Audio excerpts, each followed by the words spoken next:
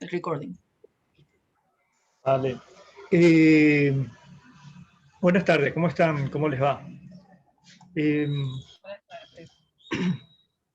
Lo primero era pedirle excusas porque me equivoqué poniendo el texto de Diderot, o sea, una parte, esa parte la había puesto para la introducción, que querían que leyeran esto sobre el cuerpo y los salones, pero el otro era sobre la investigación, sobre la belleza, el origen y naturaleza de lo bello, y eso lo tenía en otro archivo, porque ahí está incompleto, está cortado, digamos, sacaron mal la copia. Entonces, nada, vamos a hablar de eso hoy, lo pongo, que es lo que hice, lo que había hecho era compilar de una página en internet todo ese texto, que como les decía es el artículo de la enciclopedia que hicieron Diderot y D'Alembert, y entonces ahí está, se le cambió el título del artículo para lo bello por investigación sobre la naturaleza y origen de lo bello. Bien, aquí damos un giro en nuestras investigaciones generales.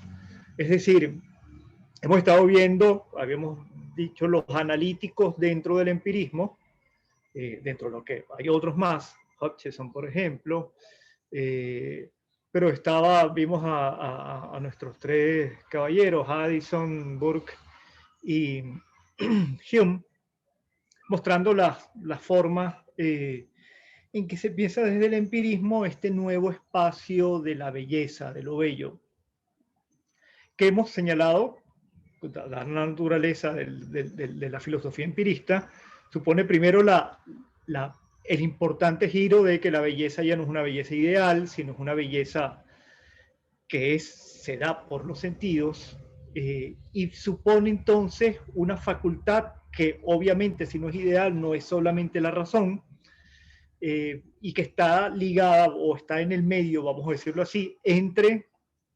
la sensibilidad de los sentidos, la sensibilidad más inmediata, pero también enlaza finalmente con la razón, con el entendimiento, cuando se produce la posibilidad de, vamos a decirlo así, de un gusto, para usar el término de ellos, más refinado, más, que dé más cuenta de sus razones, porque es importante, esto lo hemos señalado también, todos tenemos la posibilidad de apreciación de lo bello, todos tenemos este sentido que se está descubriendo, yo insisto en que realmente como inventando, la medida que se está inventando una nueva sensibilidad también. Y entonces todos tenemos este sentido, lo que pasa es que este sentido se puede refinar, se puede hacer más delicado, para usar el término de Hume, y por lo tanto entonces puede tener una mayor apreciación de la belleza. Pero creo que es importante resaltar, para señalar el giro, que es una facultad, llamémosla así, o un sentido, el gusto, que relaciona o está entre la sensibilidad y la razón o el entendimiento, para usar más el término. En cambio, con los enciclopedistas, con la ilustración francesa y alemana, esto da un giro. Da un giro que es mucho más intelectual, es mucho más racional, aunque por supuesto toda investigación estética tiene que ver con los sentidos. Recuérdense que es lo que vamos a ver la semana que viene con Baumgarten, estética siempre habla de sensibilidad, pero en este salto del Canal de la Mancha hacia lo que se llama filosofía continental, franceses y alemanes, hay un giro más hacia lo racional, que tiene que ver además con las tradiciones filosóficas que se tienen. Tanto en Francia como en Alemania son tradiciones mucho más racionalistas que las empiristas francesas, ¿no? Que las empiristas inglesas, perdón. Entonces, vamos a ver con Diderot hoy este concepto de belleza que supone relaciones, y eso supone fundamentalmente intelecto, o fundamentalmente no, es intelecto, Vamos a ver con Baumgarten que estética supone una ciencia, lo dice así, aunque sea una ciencia, vamos a llamarla así, blanda, una ciencia no racional, completamente racional, como las otras, la ciencia física, matemática, pero es ciencia. Vamos a ver esta idea de los discursos con Lessing, la diferencia entre el discurso pictórico y el discurso pues de la poética. Y entonces esto supone una perspectiva también, me parece a mí, como muy racional. Bueno, fundamentalmente sobre la historia del arte.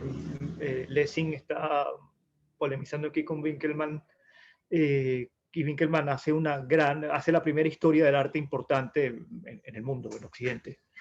Y entonces Lessing quiere como hacer una crítica a la idea, ya la habíamos visto esto por ahí, horaciana, de que las artes deben guiarse por la poética. Y entonces Lessing quiere de alguna forma hacer una cosa muy importante, que es darle autonomía a la pintura en la medida que supone un discurso totalmente distinto al de la poética y que no tiene a cada uno ámbitos autónomos. Y finalmente Kant. En Kant es la gran, yo diría, conclusión de este edificio de discusiones estéticas del siglo XVIII, porque además Kant está atendiendo a las dos tradiciones. Está atendiendo por una parte a los empiristas, que leyó el primer texto de Kant era fundamental, de estética, era fundamental sobre lo bello y lo sublime, fundamentalmente motivado por los empiristas, sobre todo Burke. Pero después entonces va a ser, vamos a ver en Kant, un giro más, no sé cómo llamarlo, racionalista, ¿no? Racionalista en sentido estricto en kantiano. Vamos a ver qué es eso. Entonces, bueno, están estas dos formas que no son necesariamente contrarias, pudiéramos pensarlo complementarias, pero que tienen esta cosa en común que yo creo que siempre tenemos que tener presente en el arte, incluso en el arte más conceptual y el arte más abstracto, que todo arte es plástica, fundamentalmente. Bueno, y nosotros deberíamos añadir cine, fotografía, y bueno, y todas las modificaciones o ampliaciones de las artes plásticas, instalaciones, videos, etcétera, supone siempre esta cosa fundamental de la experiencia estética. Es decir, la experiencia estética, vamos a ver que Diderot hace una pequeña cosa ahí con las matemáticas, y siempre supone de alguna forma una experiencia sensible, ¿no? Siempre supone la necesidad de percepción, y supone también, y por supuesto también de racionalidad, incluso en los pensadores. Pienso en Addison, que es como más empirista inmediato. Él mismo señala que el verdadero conocimiento, la verdadera experiencia estética supone siempre la relación con el juicio, la posibilidad de comparación, etc. Es decir, los empiristas, incluso aunque no quieran evadir, como lo habíamos dicho en algún momento, la racionalidad, inevitablemente recurren a ella. Pues escribir un discurso sobre la estética supone un ejercicio especulativo, vamos a decirlo así, siempre. No sé si me explico, si ven un poco el mapa. Sí, perfectamente. ¿Sí? ¿Preguntas, dudas? Bien, yo quería como comentar un poco el texto de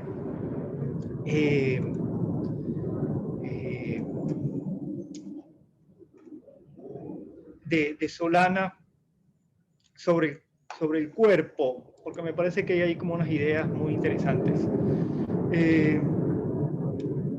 Solana tiene esta expresión como muy radical que señala,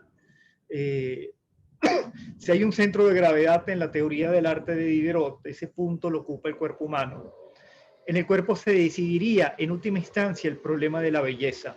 Hacia él tiende la representación y se proyecta en las disciplinas de la pintura y la escultura, dibujo, color, expresión. El problema más urgente y constante de la reflexión sobre el cuerpo se refiere a su unidad. Es decir, un poco lo que Solana quiere señalar aquí es que, bueno, lo primero que el cuerpo, Diderot está pensando fundamentalmente en la representación del cuerpo y el protagonismo del cuerpo en el arte, la pintura. Sus salones se refieren a casi todos a pinturas de humanos, ¿no? Y señala constantemente limitaciones en la comprensión artística y limitaciones en el ejercicio de la pintura centrados en la idea de cuerpo. Yo diría que no es tanto la belleza, sino en el arte. El cuerpo es realmente muy protagonista en Diderot. Y señala una cosa que es importante, a pesar de que hayamos señalado que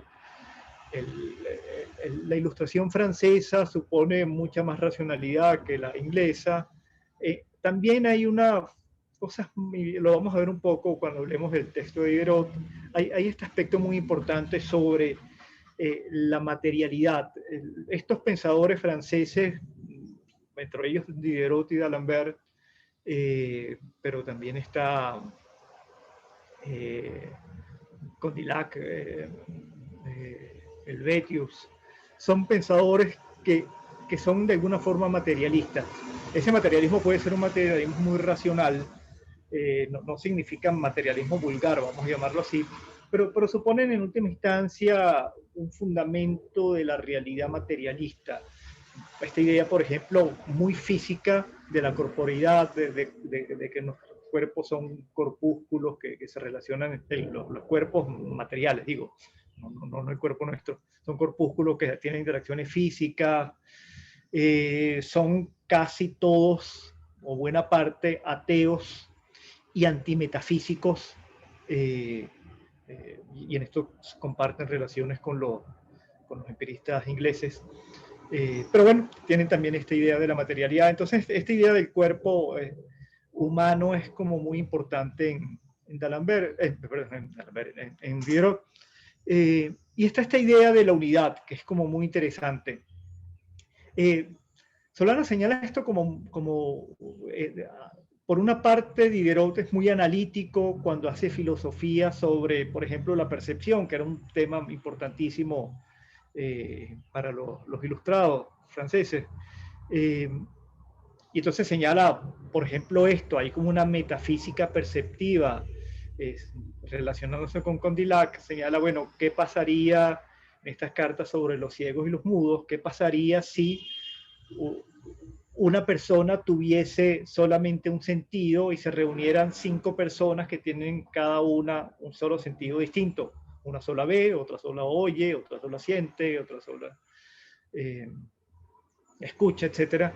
Y diría, bueno, no compartirían la misma realidad, sería una realidad distinta, no tendrían mundos distintos. Y entonces esta forma analítica del cuerpo, sin embargo, en el arte, más bien Diderot va a tratar de mostrar que se debe de conservar la unidad, que el arte, por ejemplo, y aquí está relacionado con esto que señalábamos de Lessing, no puede seguir la poesía. Y bueno, y hay un ejemplo que se señala ahí de un pasaje de la Eneida, donde Neptuno sale del mar y saca su cabeza en medio de una tempestad.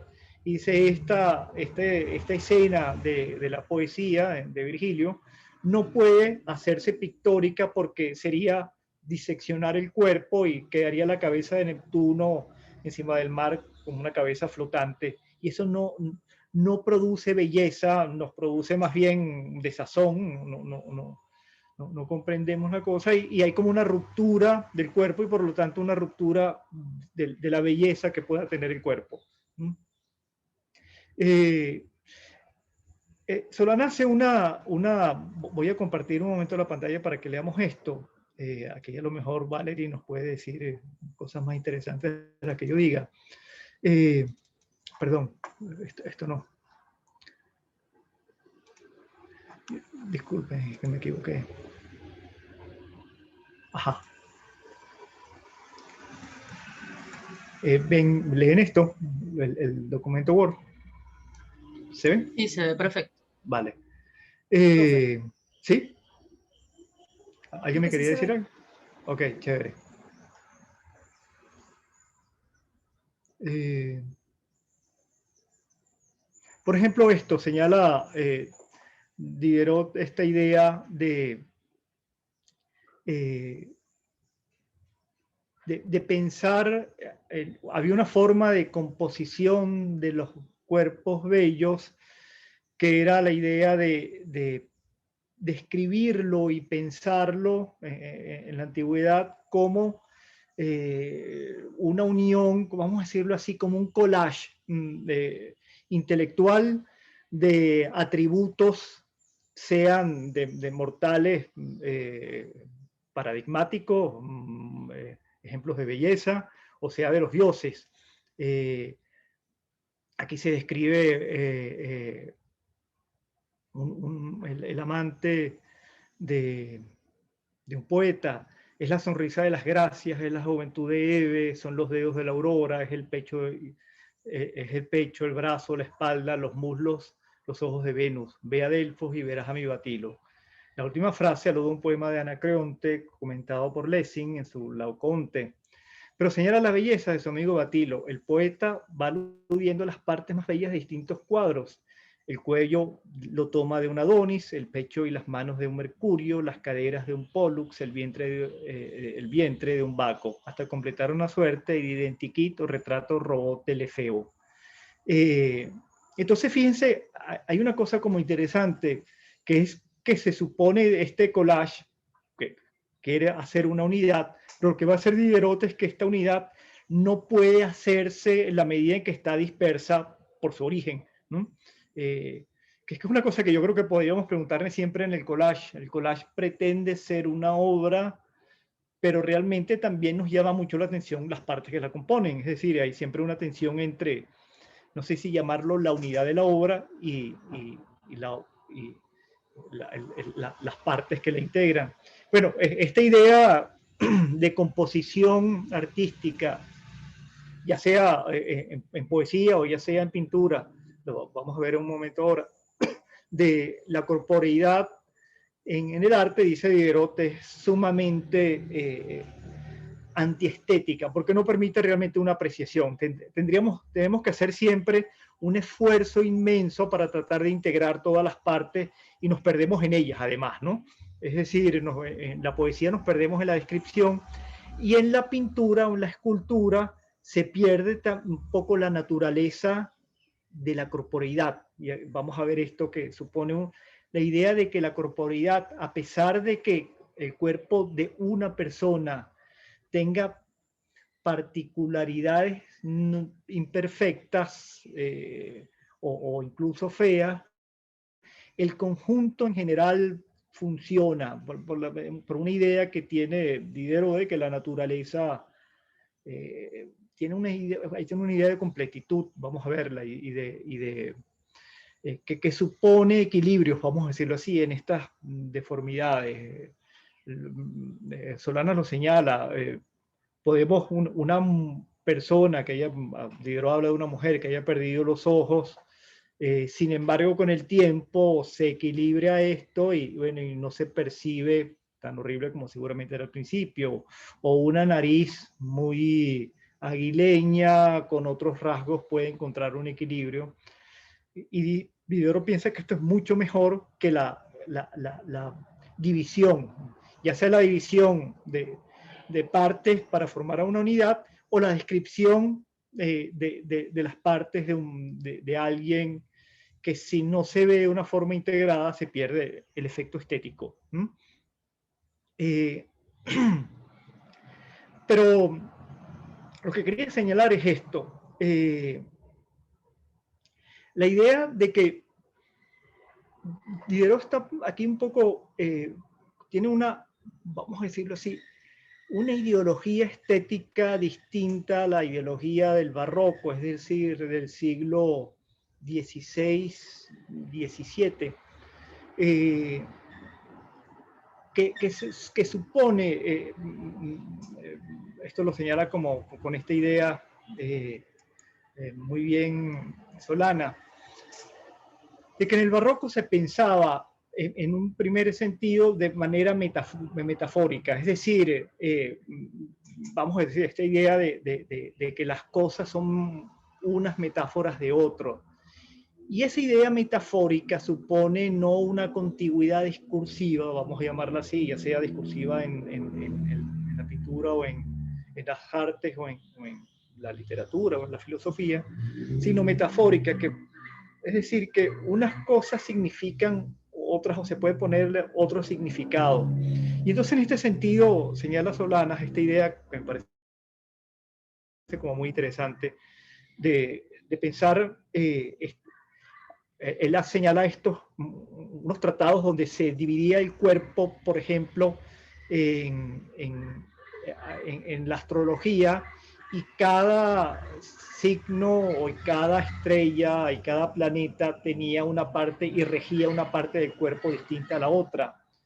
Y eso suponía entonces, por ejemplo, formas de adivinación distintas. La quiromancia era la adivinación de la mano, la metoposcopia para la frente.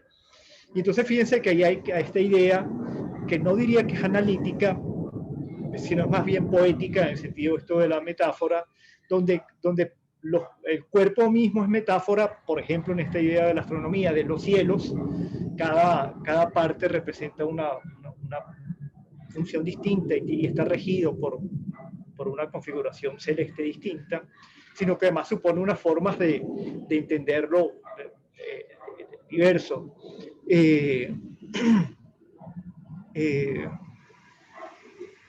Se forman diversas formas de cualidades morales, se piensan en distintos humores que organizan de forma distinta nuestra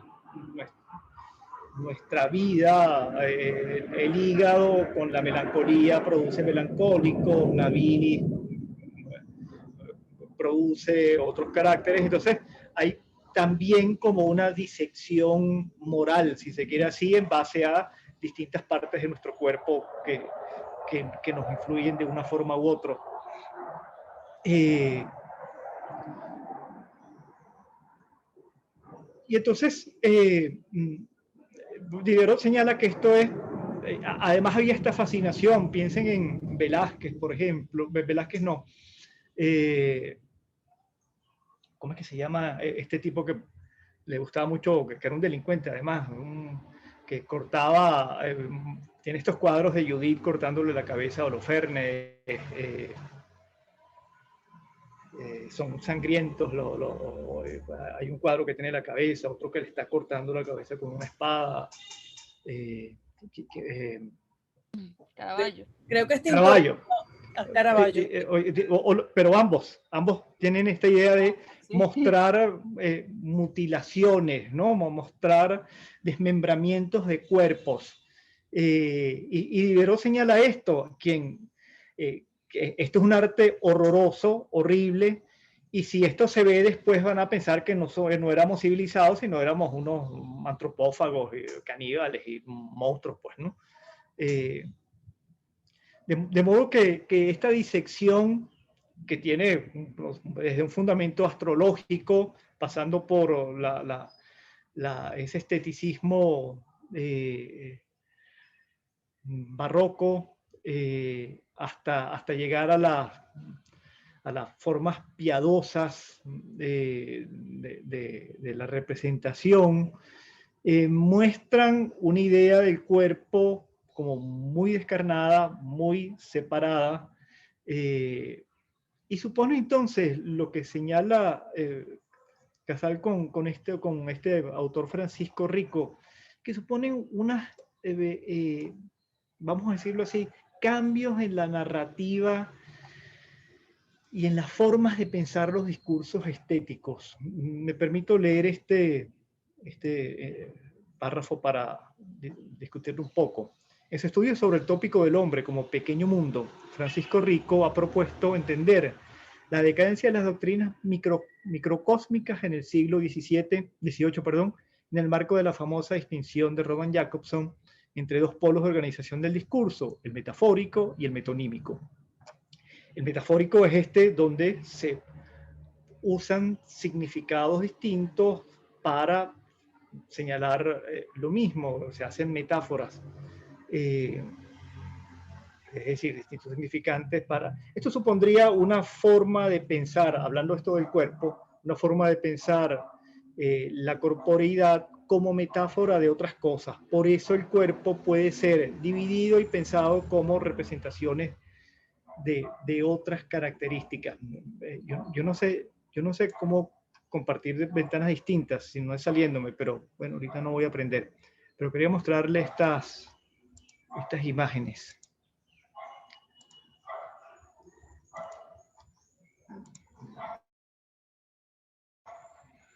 Tengo mil cosas abiertas aquí. Ajá.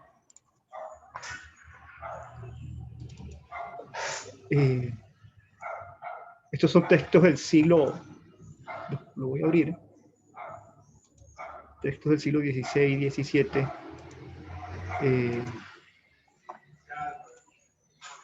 Ya se abre.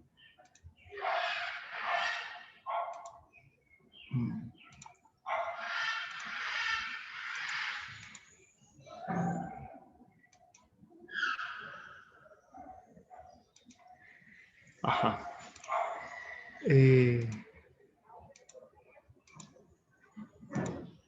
Pues. Ajá. Déjenme mostrárselos.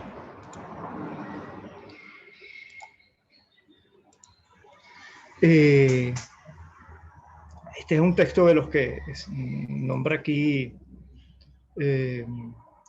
Casal, los jeroglíficos de Ojor Apolo y los emblemas de Alciato. Este es de Ojor Apolo, sobre los jeroglíficos. Miren estos pies.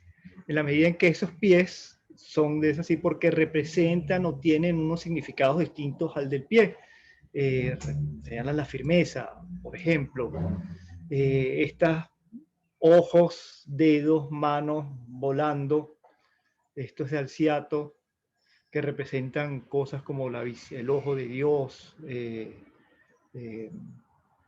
Y entonces esto supone la posibilidad, o digamos, estas formas de metáfora supone la posibilidad de metaforizar lo real, en este caso el cuerpo, y poder metaforizar partes de ello.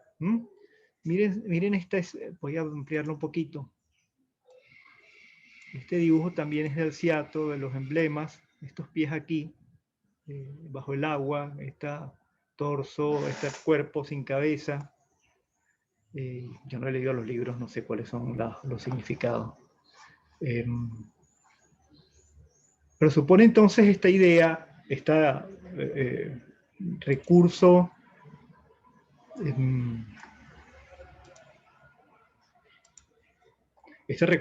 de la metaforizar, primero la idea esta de separación y poder entonces darle a partes del cuerpo significados distintos.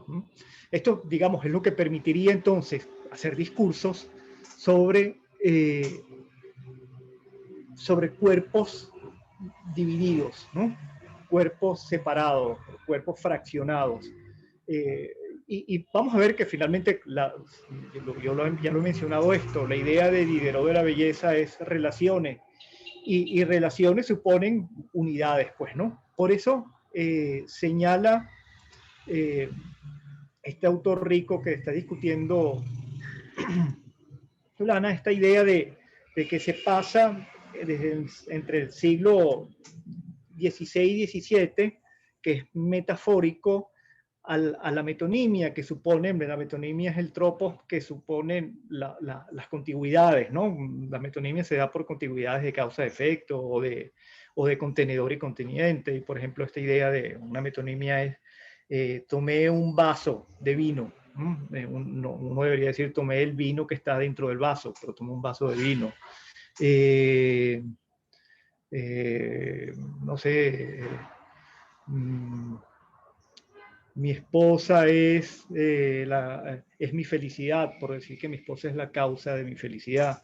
Entonces, las metonimias suponen la posibilidad de contigüidades, es decir, supone la posibilidad de relaciones, que es lo que Diderot está buscando.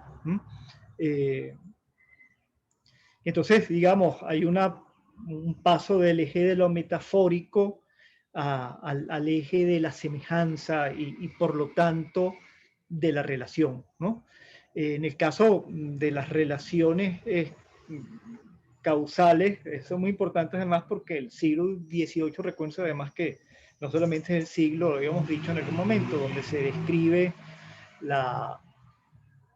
donde se está descubriendo esto de la estética, sino es el gran siglo de la consolidación de la ciencia.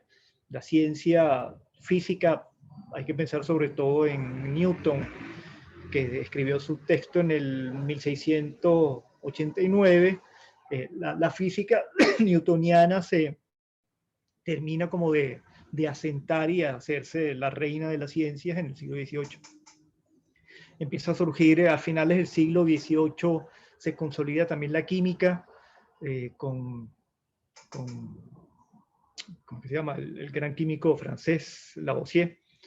Y bueno, la biología está ahí todavía como ciencia naturalista. Empieza como a crear, hay unos franceses muy importantes, Buffon, por ejemplo, a tener teorías importantes sobre los seres biológicos. Y entonces la idea de la naturaleza empieza a fundamentarse principalmente en idea de relaciones. Y se señala esto, Diderot era muy sensible a esta idea de las relaciones en la naturaleza y pensaba, por ejemplo, que los cambios en los seres se producen por relaciones que son casi imperceptibles entre, digamos, son como, vamos a llamarlo así, como tonalidades en los seres vivos que se van alterando muy poco a poco y se produce una gran cadena del ser, vamos a decirlo así. Todos somos parte de la naturaleza y las diferencias se producen por pequeñas divergencias que son contiguas unas con otras, ¿no? Y por lo tanto no hay como la idea esta de lagunas, ¿no? Sino de...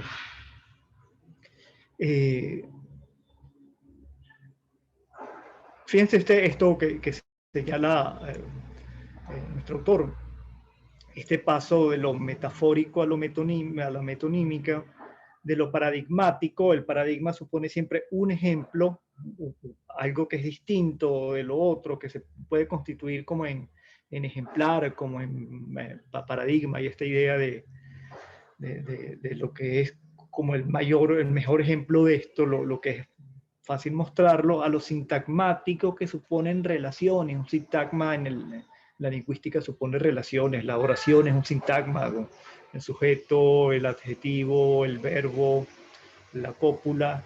Entonces hay una relación, igual que la metonimia supone una relación, o supone un tropos por relaciones de contigüidad. Los sintagmáticos suponen relaciones dentro del lenguaje.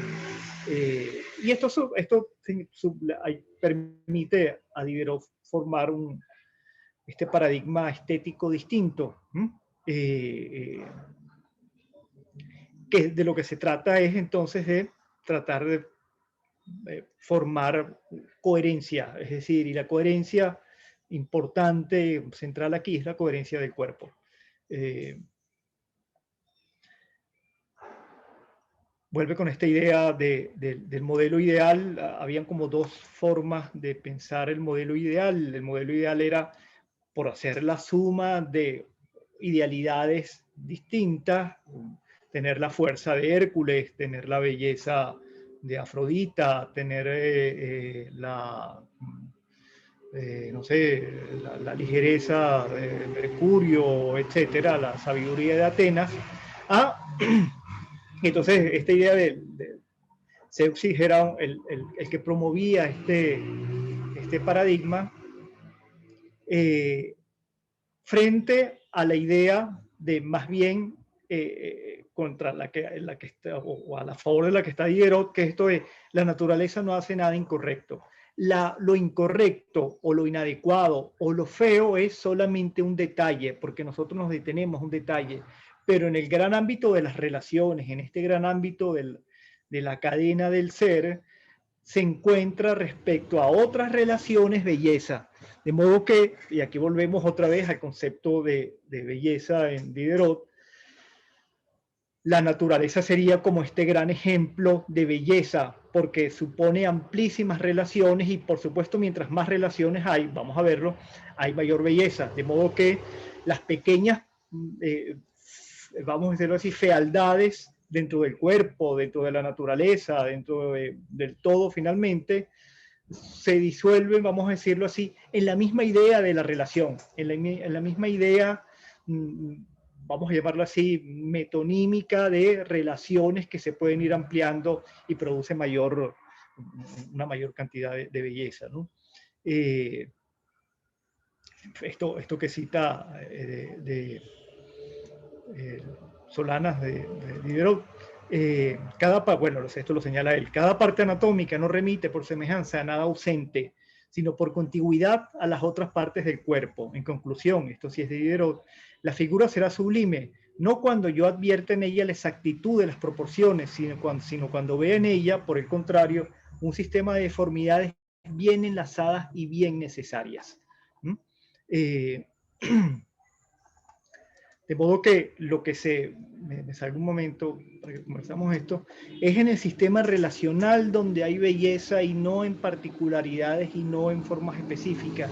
Y es en la comprensión, en este caso, del cuerpo, donde está la posibilidad de percibir esta idea de completitud en el cuerpo y más en los cuerpos relacionados con otras cosas. Yo quisiera que comentáramos esto. Yo leyendo esto, he estado pensando en esta idea, releyéndolo ahorita, ¿no? Esta idea de la percepción de nuestro cuerpo, que es un poco heredera de estas dos corrientes. Nosotros tenemos una tradición también muy importante, y yo creo que del siglo XIX, que es analítica, y también de la sensibilidad un poco analítica de que el cuerpo, tenemos formas de apreciar el cuerpo, de entenderlo, de juzgarlo, que son fragmentadas, pero al mismo tiempo también tenemos la atención de la idea del cuerpo como uno.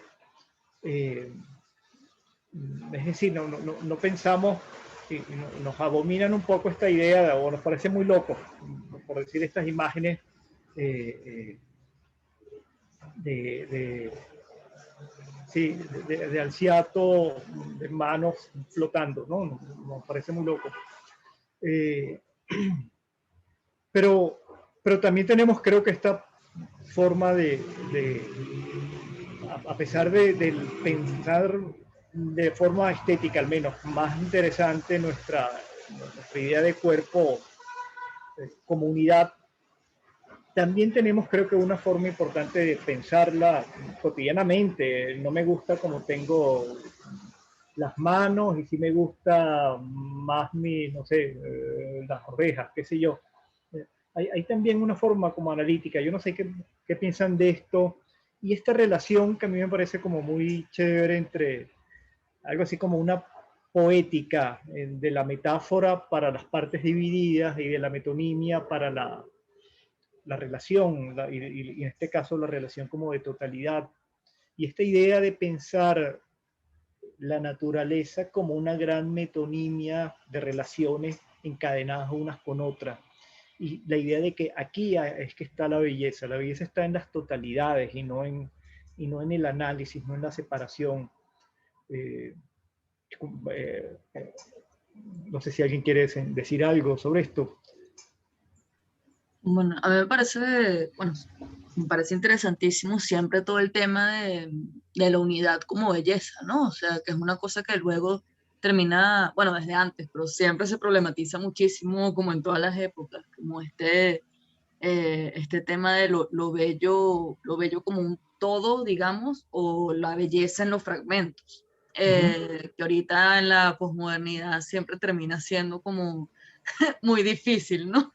Eh, Creo que yo particularmente siempre termino apegándome a los discursos de la belleza del fragmento, pero también tiene obviamente su encanto, esta unidad total, esta cosa de sentirse parte de un todo, ¿no? Que en el caso de los románticos, por ejemplo, era como todo este tema con la naturaleza, de la emoción que también es de alguna manera metonímica con los estados del clima, no sé, ¿sabes? De la naturaleza en general, o sea, hay como mucho allí de, del, como de las implicaciones que tiene en el arte también, en toda la manera en que nos entendemos a través del arte.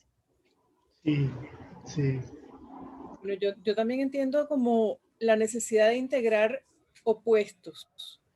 O sea, no todo es Ajá. bello, no todo es feo. Entonces, esa visión integradora, ¿no? Y que justamente lo que usted comenta, que la buena proporción o el balance, vamos a decir, de esas partes es lo que genera o lo que muestra el ser bello. Es lo que se entiende. Una cosita, ahí dejé el libro del Ciato de los emblemas que Ajá. lo conseguí. Lo voy a conseguir para que lo descarguen. Vale, vale, muchísimas gracias, Teresa. Sí. Sí,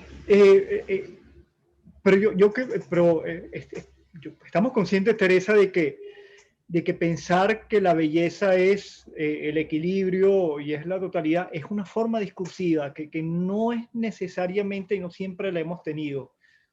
Sí. Esta cosa, pues, ¿no? Es un cambio. Es un Que cambio, siempre sí. se pensaba en la belleza como todo bello, todo armónico, Sí. todo con las proporciones perfectas, las proporciones áureas, y Ujú. ya aquí justamente es integrar otras cosas que no son necesariamente belleza, pero que ya empiezan a entrar en esa categoría. O son bellezas desde otra perspectiva, por ejemplo, desde la perspectiva de la unidad de las partes, ¿no? Y no de la separación entre las partes, ¿no? De las relaciones, bueno, que finalmente lo que señala Diderot, lo que es bello son las relaciones, y relaciones suponen, finalmente esta cosa que pienso en Kant, la idea de que relaciones son finalmente sistemas, eh, eh, y supone un sistema armónico, pero vamos a decirlo así, en lo grande, desde lo grande, y entonces tener como esta visión de la totalidad es lo que me da la belleza, es lo que me da la completud para poder entenderlo. Bueno, porque también se parte de que en la naturaleza no hay errores. Y si todo es Sí, producto de la naturaleza, entonces es como nada, o sea, asimilar que todo lo que entre dentro de la categoría de naturaleza y que tenga buena relación como sistema, puede funcionar como algo bello. sí, es cierto eso, pero también, bueno, esto es más en el Renacimiento, un poco más atrás. Pienso esto, no había, por ejemplo, esta idea de naturaleza necesariamente bondadosa. Hay este libro maravilloso, lo voy a escribir, léanselo porque es Clement Rosset, un libro que se llama La antinaturaleza. Esto se consigue también en internet, bastante fácil.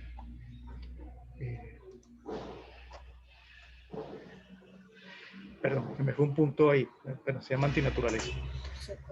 Rosset señala esta cosa que es importante finalizando el Renacimiento y comenzando la modernidad. Hay digamos, se acaba una idea de naturaleza, que era la naturaleza escolástica, como la pensaba un poco que era la física de Aristóteles, finalmente.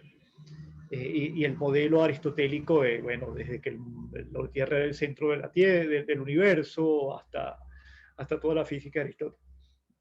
Y ahí queda un momento en que no hay una idea de naturaleza clara, y la naturaleza entonces pierde todo carácter como de bondadosa. Y los ejemplos que da Rosset son, por ejemplo, en Shakespeare.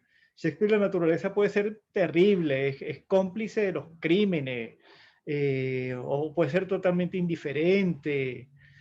digamos, pienso en Macbeth, donde la naturaleza es como toda cómplice de las brujas y no es nada buena.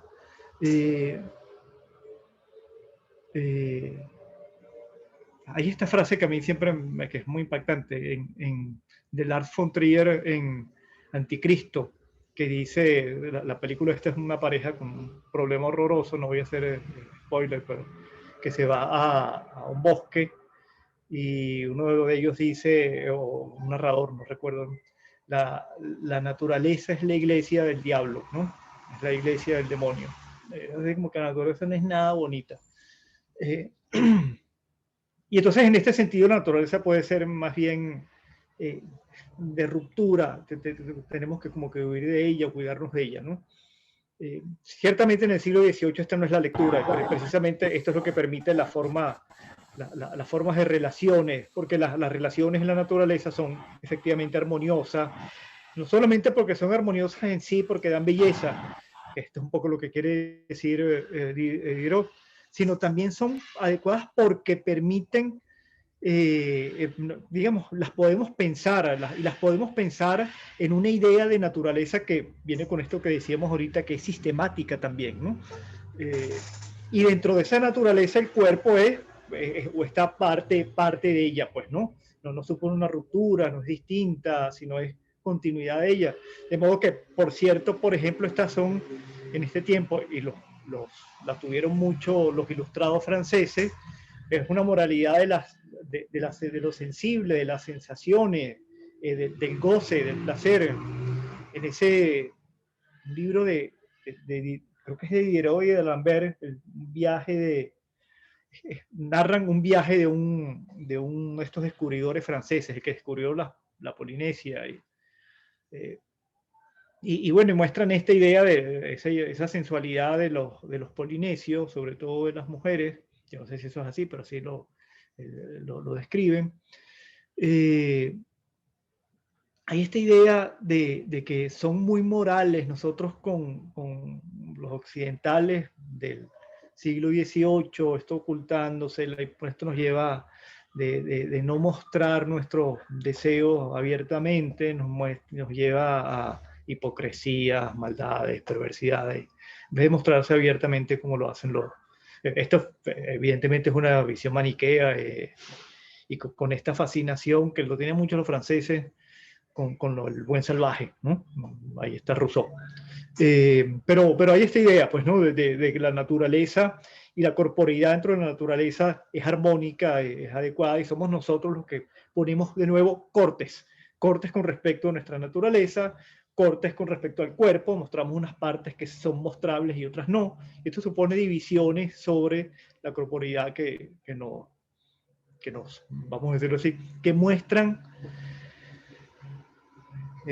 por un lado, esta idea contraria al buen salvaje de la cultura como perversa, pero muestran también esta idea de belleza que no se piensa dentro de la gran cadena del ser, vamos a decirlo así, dentro de esta naturaleza que nos orienta, ¿no? Pero la otra forma es importante es esta que señala Casado, que es la idea esta de la carne. La carne es muy importante para Diderot, porque la carne es lo que nos muestra cómo somos.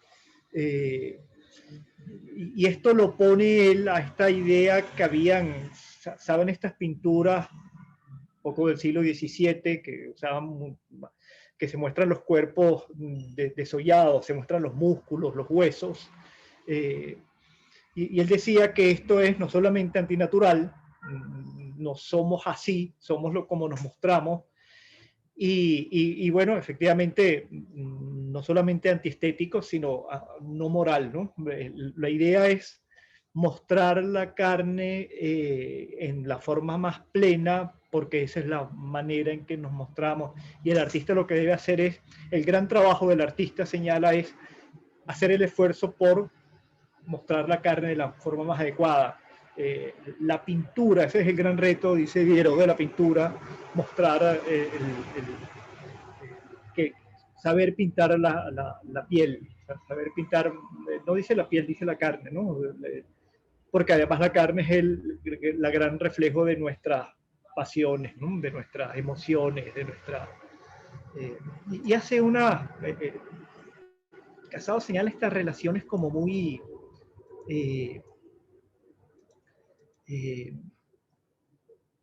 como muy interesantes entre... Solana, perdón. Estas relaciones como muy interesantes entre la idea de piel como no solamente como lo fundamental para la representación pictórica, sino la piel como lienzo también. Dice algo así como una cita, creo que la tengo aquí, vamos a buscarla.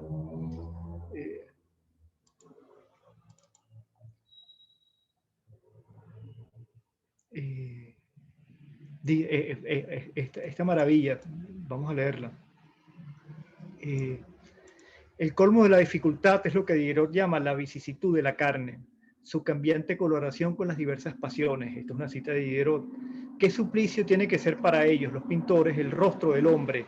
Esa tela que se agita, se mueve, se estira, se afloja, se colorea, se apaga según la infinita multitud de alternativas del soplo ligero y móvil que llamamos el alma. Siempre regresa a la equivalencia del lienzo y la piel humana. Usan una metáfora también muy rara. Los ciegos, habla de un ciego que podía reconocer, esto es una imagen muy rebuscada, debe ser mentira, pero suena interesante igualmente la metáfora.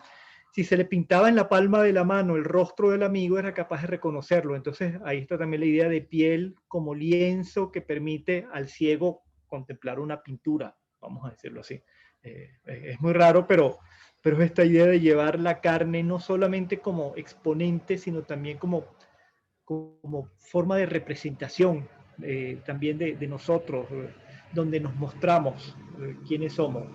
Nos mostramos tanto físicamente, vamos a decirlo así, como afectivamente, como nuestras pasiones.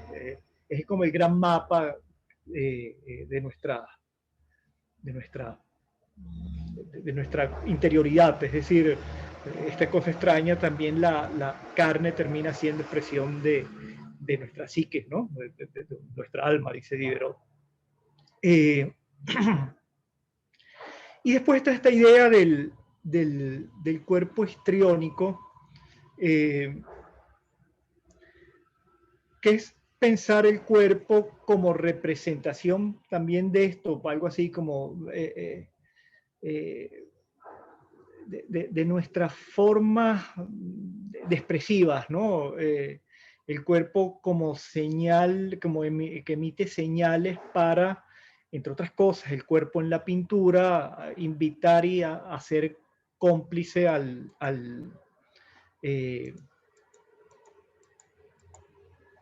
a ser cómplice al espectador de la escena que se va a estar desarrollando en el cuadro.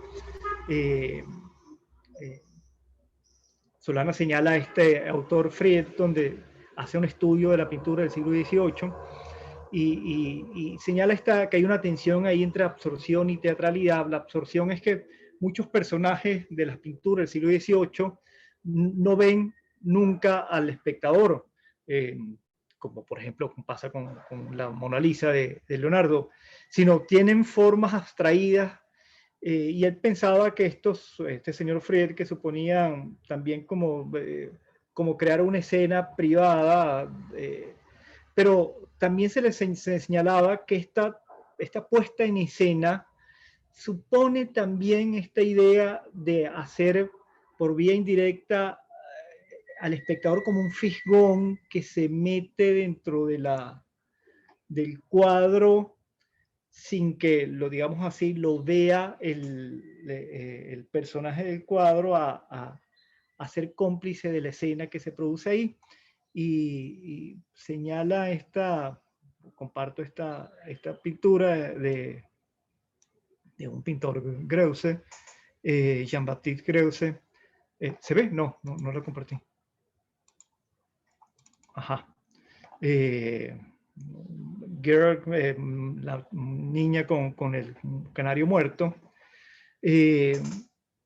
que es una escena, dice este señor Greuze, y mucha de la pintura del siglo XVIII es esta pintura que indirectamente tiene una cantidad de símbolos ahí que producen no esta idea de separación, la, digamos, la absorción no hace un espacio cerrado, sino más bien invita a pensar y, bueno, muchas veces malos pensamientos, ¿no?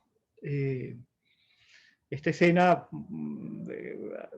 la señala Diderot en uno de sus salones sobre esta pintura, y señala que aquí hay como un gran acto de provocación, pero es un acto de provocación que finalmente le importa o le interesa, porque de lo que se trata en el arte es de movernos, sacudirnos, y es un arte donde hay efectivamente un sentimentalismo inmenso.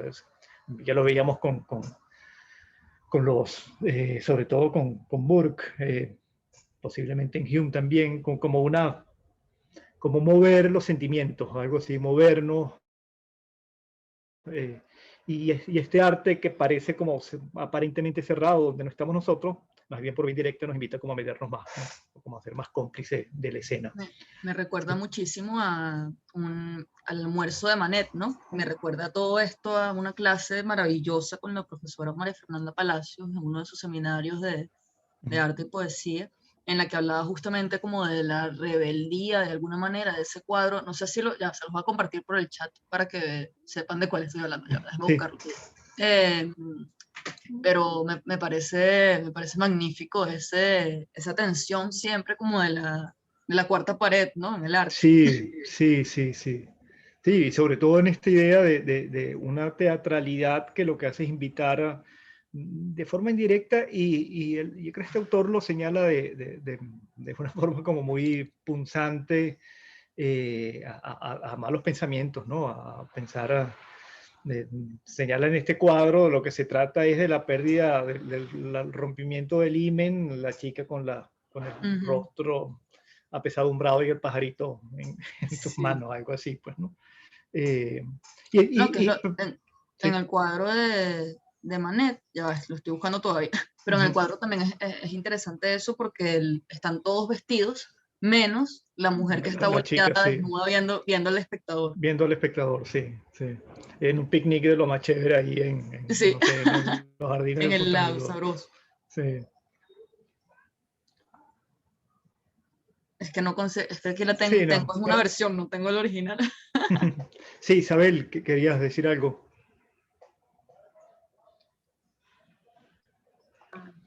Bueno, profesor, yo me estoy recordando en este momento de las obras de Edgar Sánchez, cuando él pintaba pieles. No sé si recuerda, el venezolano larense, bocas. Entonces la boca ocupaba en el lienzo un espacio que perdía el efecto de boca, parecía que como si fuera una montaña. A mí eso me remitió a eso, y lo que usted está hablando me remitió también a ese encargo que le hicieron a Da Vinci cuando era muy joven en Florencia, de hacer un escudo, y él se fue para el campo y empezó a tomar diferentes animales, creó un escudo fue tan pavoroso el susto que le dio el papá, que dijo, no, déjame que yo me encargo de él, y él lo vende a la persona y le dice a Leonardo que haga otro, ¿no? Sí. Entonces recordó un poco lo que usted está hablando hoy. Sí, pero en el caso de Sánchez, recuerdo está esta idea precisamente de pedazos de cuerpo, ¿no? De fragmentos de cuerpo, no es el cuerpo completo, ¿no? No, lo que pasa es que yo creo que él, en vez de hacer la cara, lo que hacía era que tomaba un elemento, por ejemplo la boca, pero lo colocaba de tal magnitud que perdía. Sí, usted se da cuenta que era una boca después, o sea, es como un sector de la cara, pero y otros que hacían también las pieles con los huecos, pero se tornaba otra cosa. Sí, casi. Una metamorfosis que le hacía con la pintura. Sí. Pero por análisis se desnaturalizaba, vamos a decirlo así, ¿no? La idea de la piel, pues, ¿no? Es decir, en la medida que Sí, se sí. hace como muy, muy cercano, muy... sí, sí. Que no está tratando de decir, ¿no? O sea, como otro efecto distinto al rostro puramente clásico. Claro, claro, sí. Sí, por ejemplo, esto que señala Diderot, incluso cuando se hacen bustos en la escultura o solamente un retrato del rostro, deben como permitirnos insinuar las otras partes del cuerpo. Siempre un cuerpo no funciona si se muestra como, como aislado, vamos a decirlo así, por esta relación metonímica, de efectos causas, de relaciones que supone finalmente la belleza. En este sentido, hay que tratar de, si no mostrarla, bueno, la totalidad nunca se puede mostrar, insinuarla siempre, ¿no? Porque si no, desnaturalizamos el cuerpo y desnaturalizamos y se pierde, entre otras cosas, la belleza, pues, ¿no? Bien, sí, sí, Isabel.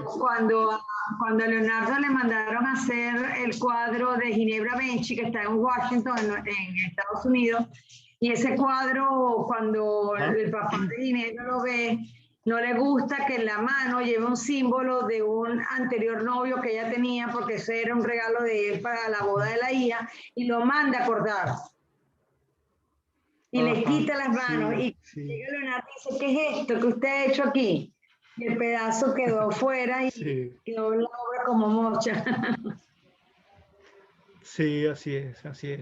Sí, sí, pero fíjense, frente a ello estas imágenes tan raras de Alciato, de manos flotando en el espacio. O sea, es rarísimo eso, ¿no? Ojo, hay como una fragmentación del cuerpo como muy...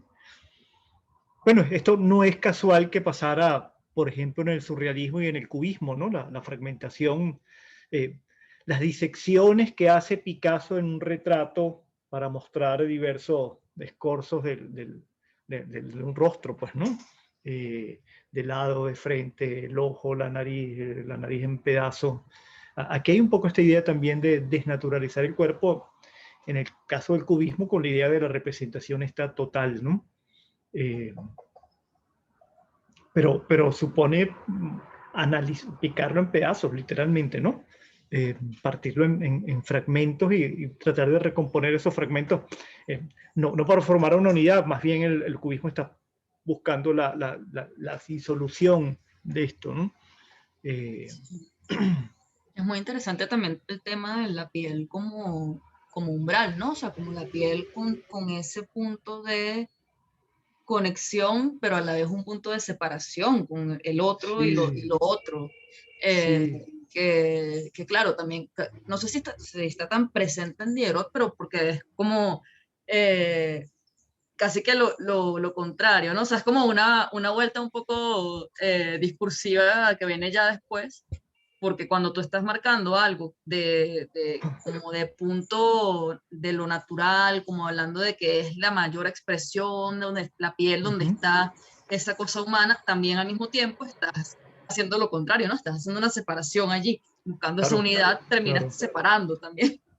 Claro, así es, así es. Hay un texto de Merleau-Ponty, el último texto que es incompleto, que habla de la carne como este territorio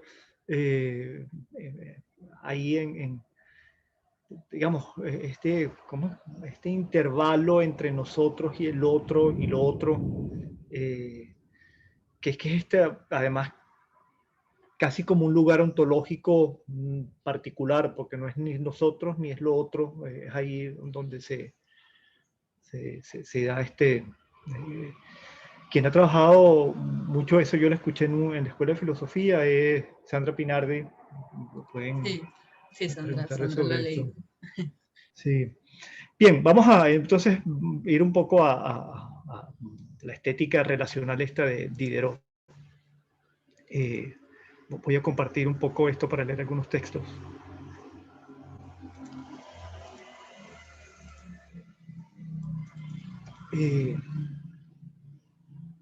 Bueno, Diderot lo que hace es un análisis de de distintas interpretaciones de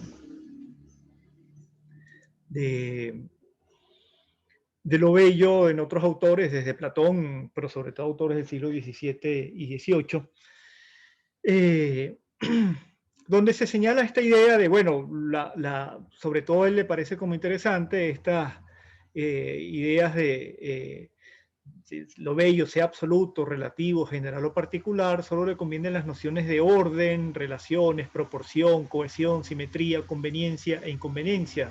Digamos decir, siempre hay estas ideas de lo bello cuando se ha tratado de conceptualizar, poner estos términos, es lo simétrico, es la unidad, es la proporción, es lo conveniente. Todavía en el siglo XVIII esto lo va a hacer Kant de forma tajante, pero todavía en el siglo XVIII hay esta relación, lo vimos en el gusto con Hume, esta relación entre moralidad y arte. Pues, ¿no? El arte tiene una función edificante también, tiene una función moralizante, no se debe pensar, aunque se haga, la jovencita con el canario finalmente puede tener un discurso bastante inmoral si se quiere, pero aunque se muestre, debe mostrarse edificante de algún modo. Entonces, todos estos términos siempre son términos que le caben, y sobre todo analizando los discursos. Diderot, el último que ha hecho es el de el padre André, donde los conceptos son, a ver, si lo encuentro, la regularidad, el orden, la simetría, las proporciones, y esto se puede observar en la regularidad, el orden en la pintura, en la escultura, pero también en la moralidad, es decir, la regularidad, el orden, la simetría y las proporciones en nuestros estados en nuestras acciones, en nuestros estados de ánimo, hacen que nuestras acciones sean bellas, si mantienen esta idea de ser proporcionadas, etc. Entonces Diderot dice, bueno, pareciera que estos términos siempre nos hablan de belleza, y hace este salto que me parece genial, que es abstraer, vamos a decirlo así, esto que son como momentos posibles de la belleza, y da esta idea de, yo llamo pues bello fuera de mí, a todo aquello que contiene en sí mismo el poder de evocar en mi entendimiento la idea de relaciones, y bello en relación a mí, a todo lo que provoca esta idea. Es decir, bello es entonces aquello que produce en mí, y en mí es importante porque lo produce en el entendimiento, la idea de relaciones, y bello en relación a mí todo aquello que provoca esta idea. Es decir, ¿qué tenemos aquí? Lo primero es que la belleza supone todavía y también una experiencia, no supone una idealidad, porque fíjense que la idealidad supondría, y la idealidad del siglo XVII, que decíamos que es un siglo donde la idea de belleza todavía es esta belleza ideal, es esta, bueno, lo simétrico, con uno de estos adjetivos que hemos señalado. Pero también señalamos que la idea ahí es, esa ideal de belleza es una belleza que vamos a decirlo así, que el ideal se muestra en formas menos ideales, que son las bellezas particulares. Aquí lo que produce, digamos, la fuente de la belleza es la cosa que incentiva en mi entendimiento producir relaciones, crear relaciones. Y son las relaciones las que producen, las que nos hacen ver belleza, ¿no? Entre ellas también puede ser la simetría, la cohesión, pero ellas lo que son relaciones, las mismas. Esto que señala Diderot lo va a enseñar más adelante. Cohesión, proporción, conveniencia, inconveniencia. Digamos, proporción supone relación adecuada entre las partes. Cohesión supone que las partes están unidas en un todo, en una unidad coherente. Simetría supone una relación entre, no sé, un ejes a través de la cosa que consideramos bella, y que hay, digamos, por ambas partes del eje hay equilibrio. Conveniencia e inconveniencia supone relaciones con respecto a otra cosa. Por ejemplo, si el arte es edificante o no. Longitud, anchura, son relaciones también. De modo que lo que hace Diderot, por una parte, es esto que señalaba, abstraer las posibles relaciones diversas y mostrarlo como que lo fundamental es la relación en sí misma. Y por otro lado, señalar primero la experiencia es una cosa que produce mis relaciones, y esta cosa es fundamental. Somos nosotros entonces los que somos los grandes jueces de la belleza, en la medida en que somos nosotros los que tenemos la capacidad de pensar y darnos cuenta de estas relaciones.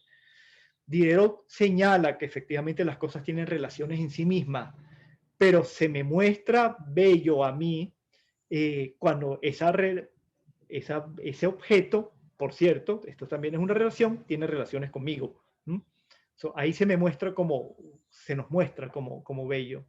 Entonces tenemos una idea de quitarle el peso a los paradigmas estos, vamos a llamarlo así, de belleza, y dárselo a una cosa, vamos a llamarlo así, mucho más neutra, que es la posibilidad nuestra, con nuestro entendimiento, de percibir esas relaciones o de crearlas también, ¿no?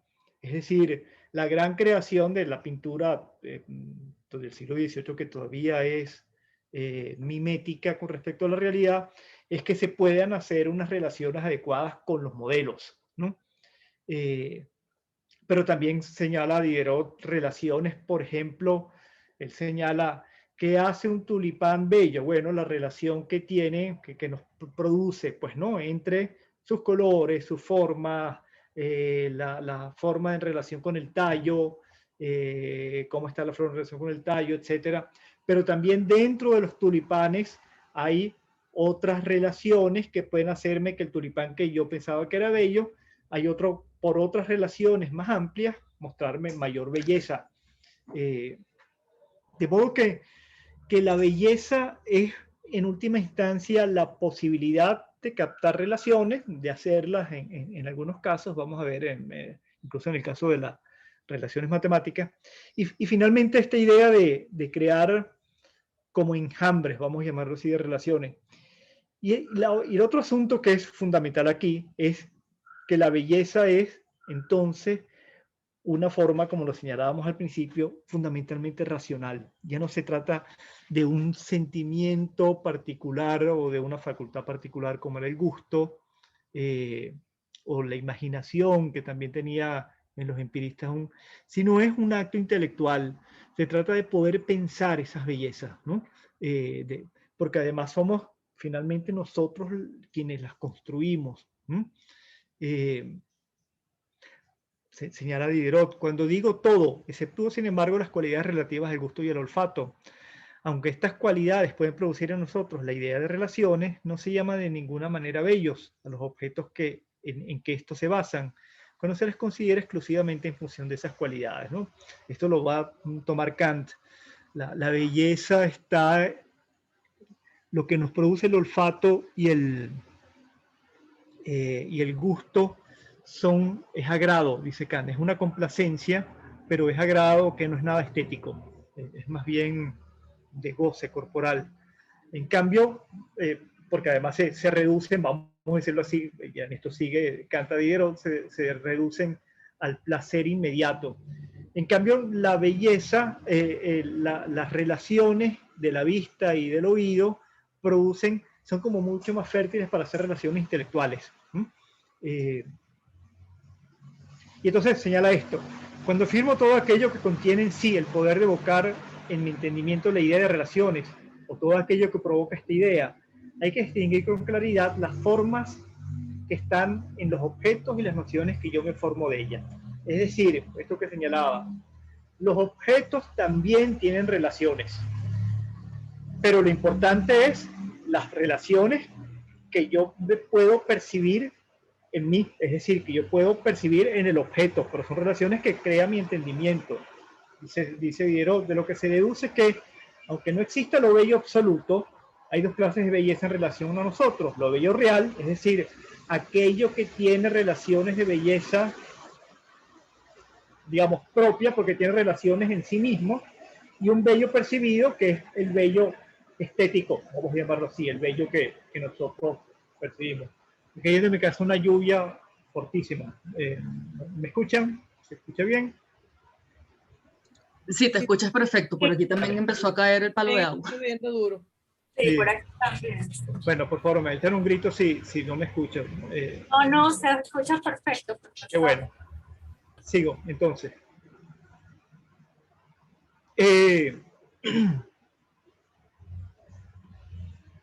Fíjense esto. Basta, por el contrario, que perciba y sienta que los elementos de esta arquitectura y que los sonidos de esta pieza musical tienen relaciones, bien entre sí, bien con otros objetos.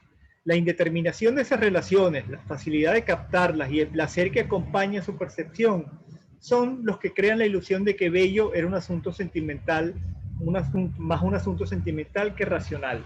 Porque aquí hay esta cosa como, me parece muy linda en Diderot, la percepción, y aquí está casi cercano, o Kant toca esto, anda por ahí. La belleza es también una emoción, aunque Diderot piensa que es fundamentalmente intelectual, pero esa emoción es por percibir la capacidad nuestra de percibir las relaciones, vamos a decirlo así, que el objeto abre ante nosotros o nos propone pensar en nosotros. Y ese placer que acompaña la percepción de estas relaciones nos haría pensar, dice Diderot, que la belleza es sentimental, pero es fundamentalmente racional, que es lo que dice abajo. Estaremos obligados a reconocer, si pensamos que es sentimental, dice, estaremos obligados a reconocer nuestro error en todas las ocasiones en las que la complejidad de las relaciones y la novedad del objeto suspendan la aplicación del principio. Entonces el placer esperará para hacerse notar a que el entendimiento haya pronunciado cuál objeto es bello. Por lo demás, el juicio, en caso parecido, se refiere casi siempre a lo bello relativo y no a lo bello real. Lo bello relativo es relativo con nosotros. Entonces, fíjense esto que interesante. La emoción de la belleza es resultado de la percepción intelectual. Cuando logramos reconstruir la percepción intelectual, es decir, reunir las relaciones que nos hacen producir esta belleza, es que percibimos efectivamente la emoción. Y esto suena como muy raro para nosotros, que somos en ese sentido un poco más hijos del romanticismo y pensamos que la belleza es como muy emocional, pero creo que también es fácil pensar esto, ¿no? Bello es aquello que logramos, pienso en esto, las bellezas que son más intelectuales, por decirlo de alguna forma. Y uno puede pensar en eso en casi todas las artes plásticas desde la modernidad para acá, ¿no? Que no son inmediatamente bellas, sino que es la posibilidad de entenderlas y la posibilidad además de pensarlas, una cosa que señala Diderot, si esto es un ejercicio fundamentalmente racional, entonces supone que vamos a tener que, mientras más afinado tengamos nuestro intelecto, mientras más refinado las capacidades de hacer relaciones, vamos a comprender mejor. Y como lo señalábamos con todo el arte posterior al impresionismo, es un arte que nos lleva a pensarlo, no es la mera percepción retiniana, como se dice, lo que me produce el disfrute, sino el pensamiento, hasta llegar a Danto, que nos dice que el arte contemporáneo es un arte de pensarlo, de filosófico, lo dice, ¿no? Entonces, digamos, claro, también en lo contemporáneo, desde la vanguardia, tampoco la belleza es el principal, pero sí, la emoción estética, si no pensamos en la belleza, sino en otra cosa, la emoción estética es fundamentalmente producto intelectual. Claudine dice que le gustaba Diderot hasta lo racional. ¿Por qué, Claudine? No ¿Qué es sé, lo malo de lo racional? no es malo, pero creo que, no sé, me gustaba mucho más cuando era que se dejaba un poco libre, ese campo no se definía, pues quedaba como libre entre que era, pero bueno, como Kant quizás lo es el libre juego entre, Sí, ¿sabes? No sé. Me gustaba más a mí, pero es una apreciación vale, personal. vale, no. No Pero, puedo estar en pero no puedo tampoco defenderlo mucho como algo, no sé, tendría que estudiarlo más quizás, pero por encima sí me hace un poco como de ruido eso que sea como, que primero, no que no sea racional, sino que primero sea racional y después que venga el el placer. disfrute. A lo mejor el disfrute es debido a lo racional, que también puede suceder. O sea, No, efectivamente ha sido. O sea, es debido a que captamos con el entendimiento las relaciones, ¿no? Las posibilidades de relaciones. entiendo, pero eso nos priva un poco que yo no domine algo en lo racional y algo suceda En lo emotivo. en mi experiencia. A lo mejor yo lo tengo muy claro, racionalmente no lo tengo claro, o sea, lo que estoy viendo, pero al mismo tiempo lo puedo hacer que lo estoy disfrutando, pero no lo tengo claro racionalmente. Pero igual ahí es válido Ojo, porque va funcionando la razón. pero buena la pregunta. ¿Ves? Aquí sí llegamos a un punto que es interesante. Que el intelecto sea el que haga las relaciones, digamos, y en digamos, las relaciones que hay en la belleza en sí, digamos, la belleza, el objeto dice Diderot, es bello porque yo capto relaciones que están en él, pues, ¿no? No quiere decir que esto es una forma meramente subjetiva, sino también es objetiva. El asunto es que racionalidad aquí no implica que tengamos que ser filósofos o tengamos que ser, no sé, profesores de literatura para poder disfrutar una novela. Todos nosotros hacemos relaciones, y es decir, el sujeto, si no es como él mismo lo señala, si no es un idiota, tiene la capacidad de establecer relaciones, y esas relaciones son las que nos producen belleza. Por supuesto, un sujeto formado va a encontrar más relaciones y tiene entonces más motivos de belleza, pero no quiere decir que el inculto, vamos a decirlo así, no tenga la posibilidad de lo bello y del disfrute de lo bello. Lo que lo tendrá es posiblemente más reducido que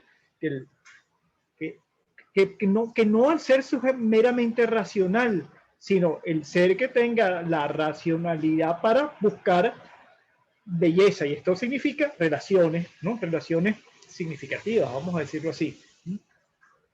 Entonces, un poco vamos a pensarlo de esta manera.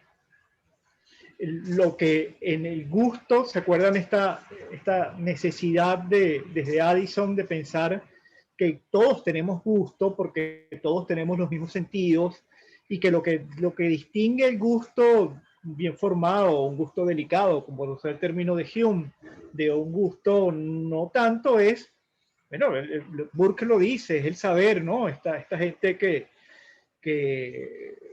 no sé, él señala esto, el zapatero que ve un cuadro de una persona muy bien hecho, pero se da cuenta que el zapato no está bien pintado porque es especialista. Entonces, él no deja, dice Burke, de considerar bello el cuadro, pero se da cuenta de que hay una imperfección.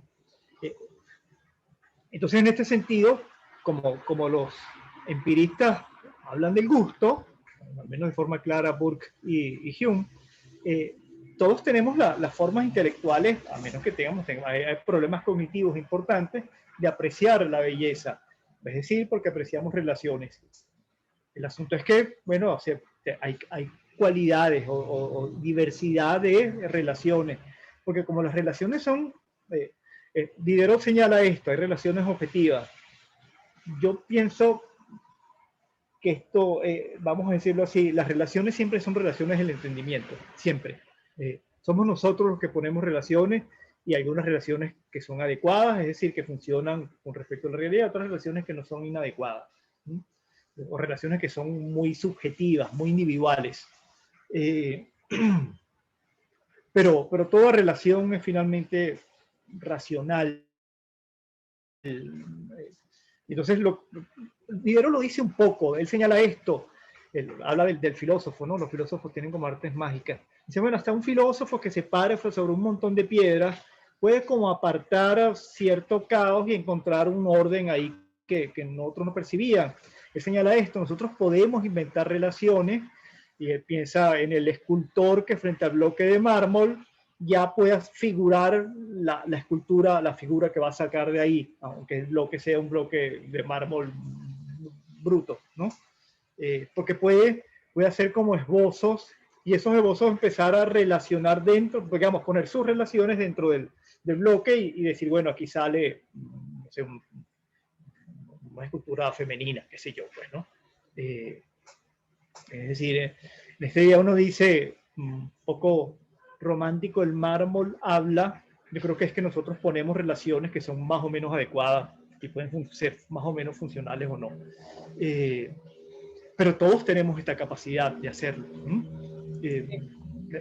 Voy a un poco al final para señalar esto que se dice Burke.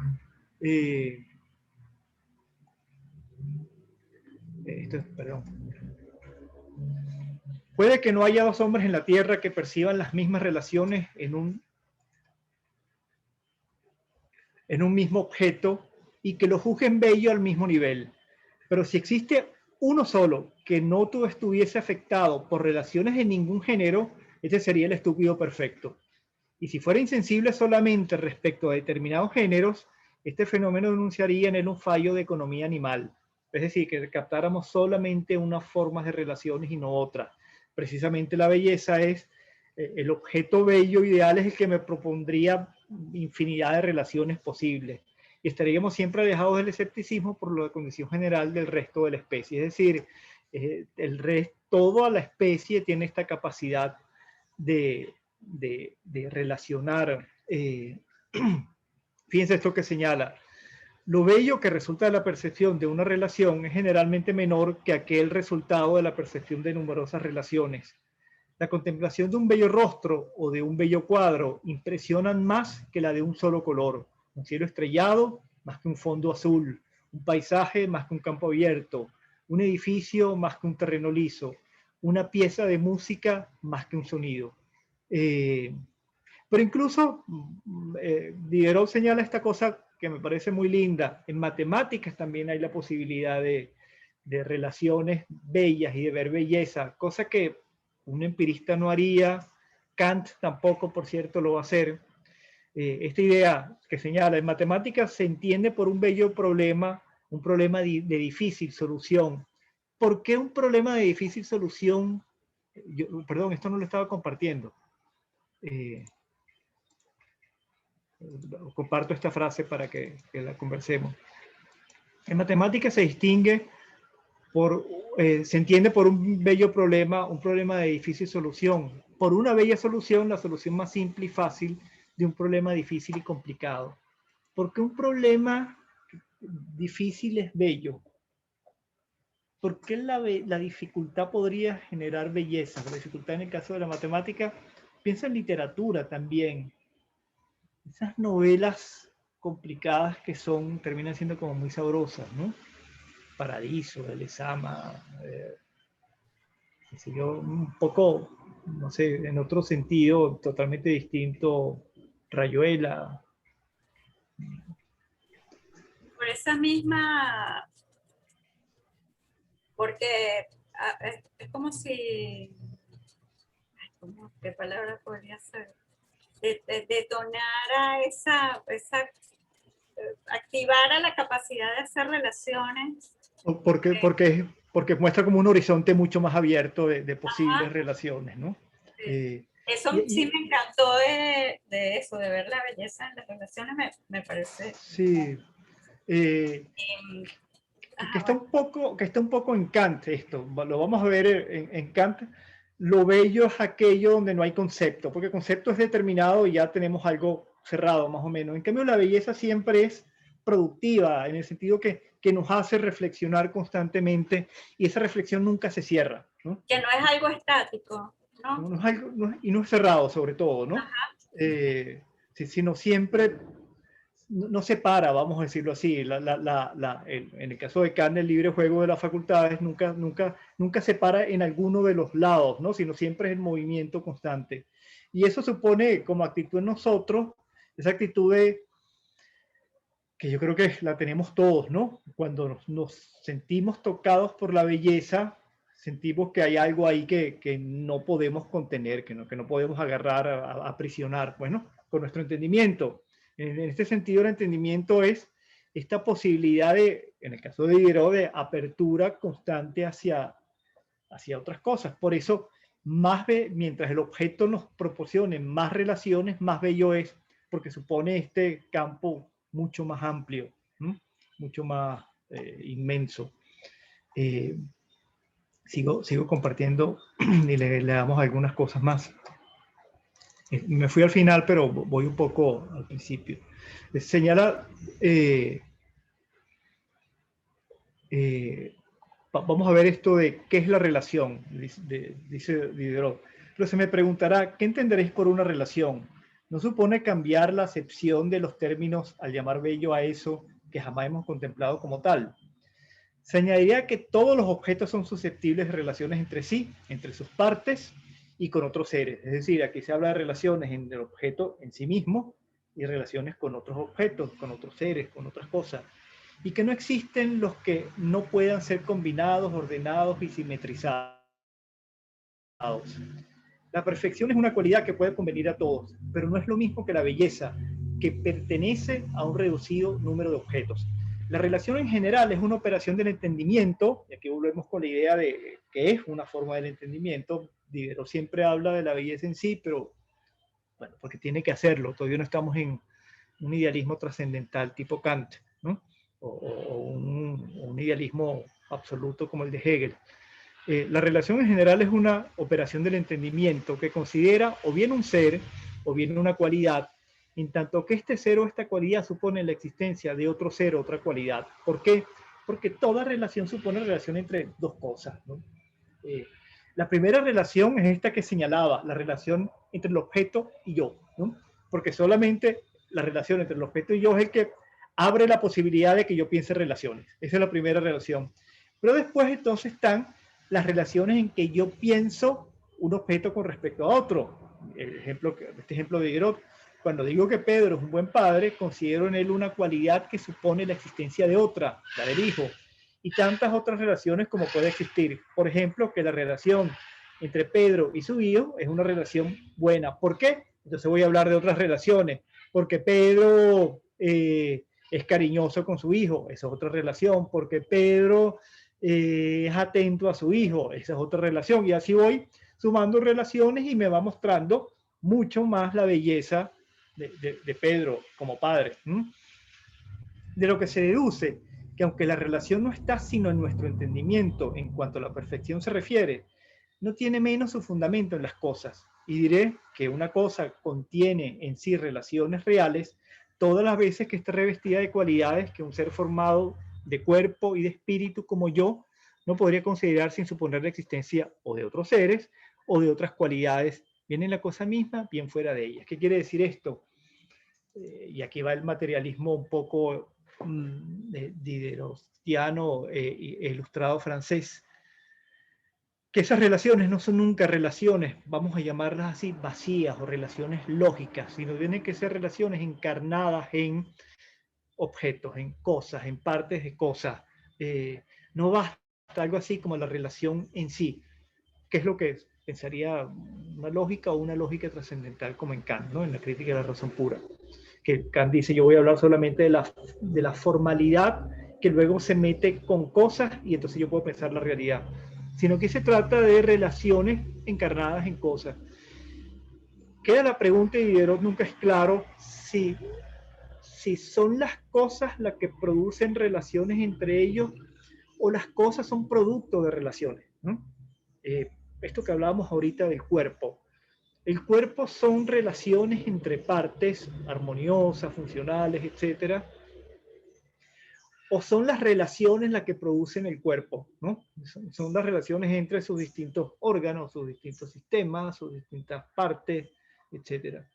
yo tiendo a pensar en el caso de Diderot que es primero la unidad y después podemos pensar en la relación. Por eso insiste tanto en que la cosa en sí es relación, es decir, que las cosas tienen relaciones en sí mismas, y si nos aparece una flor bella es porque ella tiene relaciones que nos producen belleza en nosotros, ¿no? Pero algo así como que la cosa genera relaciones.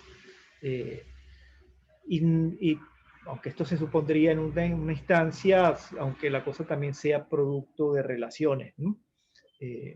Pero esto es un tema que vale la pena pensar. Porque como si finalmente está nuestra subjetividad, que es la que funda estas relaciones,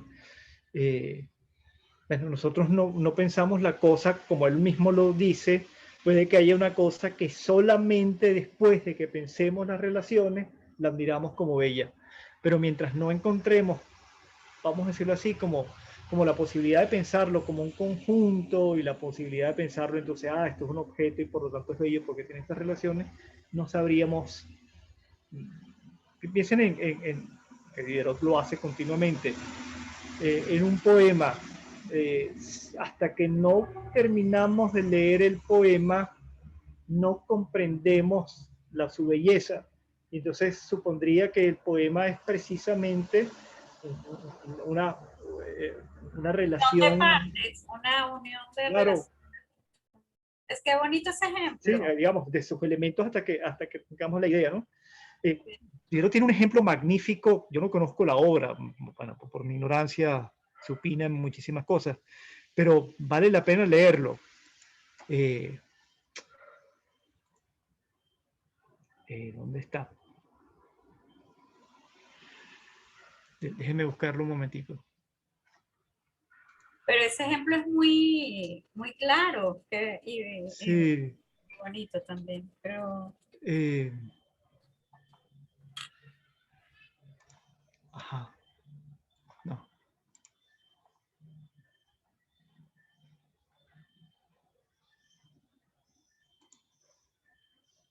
Ajá, aquí está.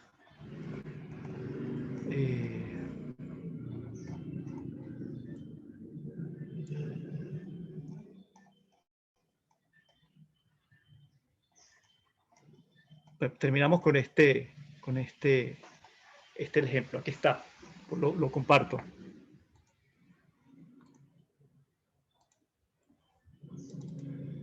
Que es precisamente un ejemplo de literatura. Este ejemplo lo pongo para esto que señalábamos. Si la belleza está en sí misma o surge de la posibilidad de nosotros de comprender estas relaciones. Es decir, no es bello en sí, sino hasta que nosotros hagamos la relación. Habla sobre una obra de Corneille. Me limitaré a citar un ejemplo sacado de la literatura.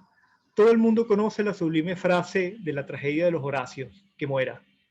Si pregunto a uno que no conozca la obra de Corneille y que no tenga ni idea de la respuesta del viejo Horacio, qué es lo que piensa de ese rasgo, que muera, es evidente que aquel a quien interrogo, al no saber lo que es ese que muera, al no poder adivinar si es una frase completa o un fragmento y al no poder percibir entre estos dos términos relación gramatical alguna, me responderá que no le parece ni bello ni feo. Aquí volvemos a la idea esta de la relación, de esto de la metonimia, de esto de la sintagma, que solamente en los conjuntos es la posibilidad del sentido. Pero si le indico que esta es la respuesta de un hombre consultado sobre lo que otro debe hacer en un combate, comienza a percibir en quien ha respondido una especie de valor que no le permite creer que siempre sea mejor vivir que morir, y el que muera empiece a interesarle. Si añado que en ese combate se juega el honor de la patria, que el combatiente es hijo del que es interrogado, que es el único hijo que le queda, que el joven tiene que enfrentarse a 3 enemigos que ya habían arrebatado la vida a 2 de sus hermanos, que el viejo habla a su hija que es un romano, entonces la respuesta, que muera, que no era ni bella ni fea, se embellece a medida que voy desentrañando sus relaciones con las circunstancias y acaba por ser sublime, ¿no? Esta maravilla de solamente a eso, el que muera no tiene ningún sentido si no lo ponemos en relaciones, y a medida que aumentamos relaciones, cada vez va aumentando ya no la belleza, sino como dice bien Diderot, lo sublime, lo magnífico de esa frasecita, ¿no? Y esto aquí vemos como evidentemente supone la posibilidad, la belleza de establecer relaciones y de terminar, digamos, construyendo, y en esto lo hago para citar, digamos, para mostrar que nosotros somos los que finalmente le damos el sentido a la cosa, en la medida que establezcamos relaciones que me muestran significados, que me muestran, y entonces vamos a decirlo así, se condensa, se cristaliza la belleza, ¿no? Cuando contemplamos la parte, y aquí para terminar señalo esto de Burke, que precisamente lo terrible de lo sublime es que nosotros no podemos hacer como está cerrar el sentido, sentido de belleza, no quiero darse sentido en el sentido de definirlo, de un concepto. Lo sublime, una de las características fundamentales del sublime en Burke, es esta idea de lo inmenso, porque lo inmenso no permite hacernos un recorrido, es decir, vamos a decirlo al modo de Diderot, de contemplar de forma adecuada las relaciones que forman esa cosa que es inmensa. Y entonces por eso, Burke señala que por esto nos causa terror, porque no tenemos como la capacidad digamos, de verlo completo. Y en el caso de Diderot sería la posibilidad de establecer las relaciones que me hagan que en algún momento que se muestre la belleza, ¿no? Y en ese sentido, lo sublime siempre es un reto, pero en el caso de la violencia, Claudine, a nuestro entendimiento, porque nunca vamos a, digamos, nunca percibimos y nunca llegamos a ver como la escena completa, y esto nos dice con buen sentido si es esto lo muy inmenso, si es lo oscuro, si es lo roto. No pareciera que las relaciones en lo roto se rompen. De ahí la preocupación de Diderot, volvemos al principio, por el cuerpo, por la unidad del cuerpo. Solamente la unidad del cuerpo puede producirme relaciones que sean estéticas y no la relación de lo horroroso de ver un cuerpo separado, mutilado, etc., ¿no? Y entonces aquí hay la idea de que si la belleza, aunque podamos pensar además muchísimas otras relaciones, y aquí entra un poco la cultura, mientras más culto tenemos, más posibilidades de relaciones tenemos de tejer, vamos a decirlo así.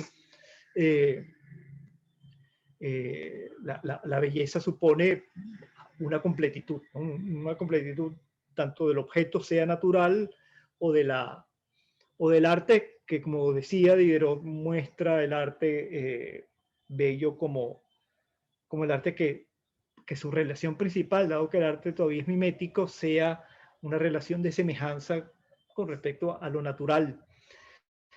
Y ahí hay una relación, dice Diderot, es decir, el arte que se asemeja a la naturaleza es bello por sí mismo, pero será mucho más bello si la relación supone un objeto bello que además es representado bellamente. Entonces ahí el arte supondría como una relación más, le he sumado la relación de comparación, y esa relación de comparación, si está bien hecha, me produce una relación mucho más adecuada, es más bello, puede ser incluso más bello que la belleza natural, ¿no? Porque propone más relaciones, ¿no?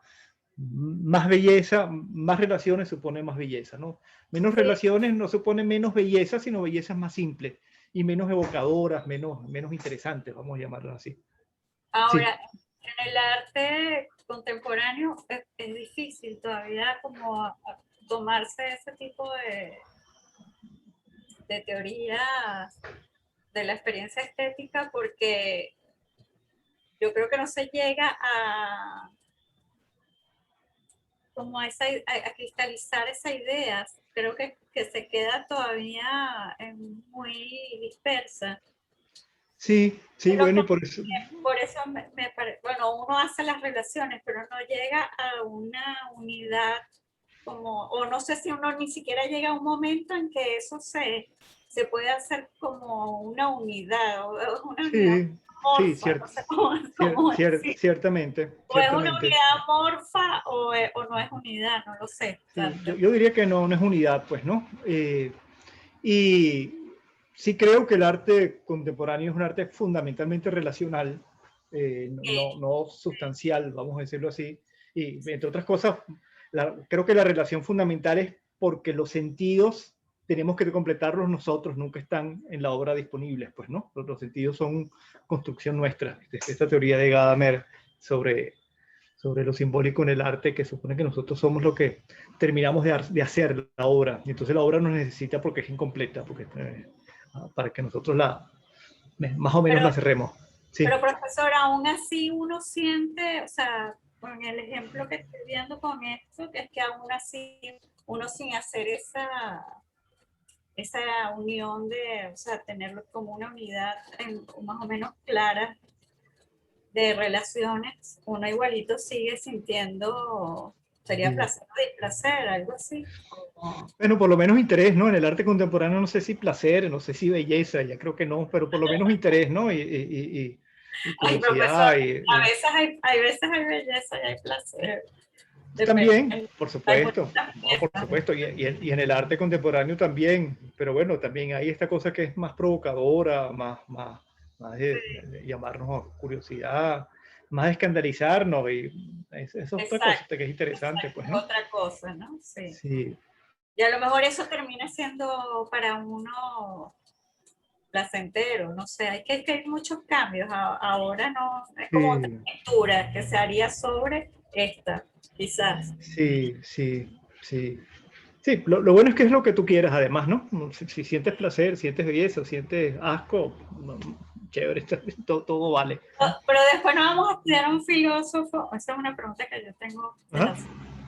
es una pregunta que tengo desde hace tiempo, que Sí. después vamos a estudiar a un filósofo que nos dé la respuesta en este momento. No lo No hay hay nunca, ¿no? respuesta. No hay respuesta. Hay tentativas ahí de respuestas, pero nunca las hay. Ah, Sí, bueno. Bueno, señores, está difícil. Una petición eh, un poco difícil, esa de tener sí, respuestas filosóficas. sí. No, hay respuestas, siempre hay respuestas, pero parciales, provisionales, Puedes fragmentadas. tener simpatías más que respuestas. Sí, sí. Entonces es válido que yo sienta simpatía por una teoría más que como por otra. Bueno, pero claro, ¿no? Pero Sí. quiero decir, estaría muy... O sea, yo veo, por ejemplo, muy vivo todavía Kant. Eso lo dijimos también, lo pregunté en la clase con Fabiola. Sí, Pero hay muchas cosas que van, como que a mí me gustan muchas cosas de cada teoría que vemos, pero entonces sí. yo digo, no era uno que lo arme, alguno lo arma, esa es la respuesta. Entonces, Igual es Claro, importante no a veces, casarse a veces hay que con poner. nadie. es mejor que uno lo arme, esa es la respuesta. Sí. Sí, sí. Es mejor no casarse con ninguna teoría al 100% porque uno se vuelve un poco dogmático y tampoco es la idea. Que hay gente que lo hace, ojo. No, Sí, claro, hay gente que claro. lo hace. Sí. Sí. No, yo creo esa idea, yo creo que no recuerdo si de brillar, de pensar la filosofía como caja de herramientas, ¿no? Sí. Sacar conceptos que te ayuden a pensar cosas, pero no Sí. pensar en ningún sistema como el único, sino sacar. Sí. No, O no buenísimo. caer en el otro extremo del antisistema que uno pasa por ahí en algún momento en su época de Luciana, ¿sabes? Todo es rizomático y es como que, bueno, no todo es rizomático, lamentablemente. No, y además, bueno, y les lo dice además, y el que tiene sus pasiones, dice, yo he trabajado con muchos tipos y trabajo momentáneamente y sobre Kant trabajo un concepto, dice que, pero lo dice textualmente en el abecedario, a Spinoza lo tengo en mi corazón, o sea, nunca lo puedo sacar, Sí. nunca me lo puedo sacar. Pues. O sea, hay eso Sí, también, y yo tengo mis amores son Kant, Hegel, Heidegger un poco, que es un Como amor perverso, pero es amor. pero Tampoco me caso con ellos, ¿no? Sí, pero hay gente también Son que dice lo buenos amores, contrario. pero no puedo Sí, vivir claro. hasta que la muerte nos separe. Hay gente que dice lo contrario, que yo no soy kantiano, yo no soy para nada. O sea, que está bien. Claro, Sí, sí, sí. Bueno, me encantó. Bueno, Gracias, profesor. No, gracias a ustedes por su atención y por su participación enriquecedora y sabrosa. Nada, nos vemos entonces el jueves que viene. Vamos a ver, bueno, se me fue, la estética de el Alzheimer. muchos nombres. Sí, fue el que acuñó el término estética. Baumgarten. Baumgarten. Gottlieb Baumgarten. Vamos a ver Baumgarten y bueno, nada, seguimos. Es nuestra clase próxima, la número 6, ¿no? Ujú, 7. sí. 7, sí. O sea, vamos a ver, yo quiero poner esta clase de Baumgarten, la clase sobre Lessing y 2 clases sobre Kant. Porque Kant vamos a ver mucho, digamos, está como mucho en el programa. Vamos a ver lo bello, lo sublime y el genio. ¿De acuerdo? Entonces vamos a tomarnos 2 clasecitas. Buenísimo. Bien, muchísimo gusto, pues, que tengan buenas tardes. Igual. Gracias. Disfruten su tarde lluviosa.